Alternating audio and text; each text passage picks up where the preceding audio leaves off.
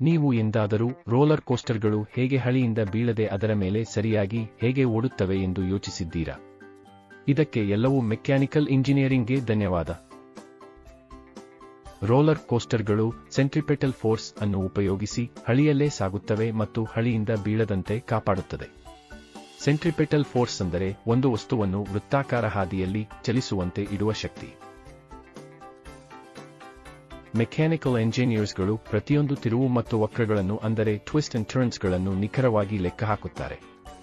ಮುಂದಿನ ಬಾರಿ ನೀವು ರೋಲರ್ ಕೋಸ್ಟರ್ನಲ್ಲಿ ಕುಳಿತಾಗ ಮೆಕ್ಯಾನಿಕಲ್ ಎಂಜಿನಿಯರ್ಗೆ ಧನ್ಯವಾದ ಹೇಳಿ. ಅದ್ಭುತ ಇಂಜಿನಿಯರಿಂಗ್ ವಿಷಯಗಳನ್ನು ತಿಳಿಯಲು ಕುತೂಹಲವಿದೆಯೇ? ಅರಿವು ಯೂಟ್ಯೂಬ್ ಚಾನಲ್ ಅನ್ನು ಶೇರ್, ಲೈಕ್ ಮತ್ತು ಸಬ್ಸ್ಕ್ರೈಬ್ ಮಾಡಿ.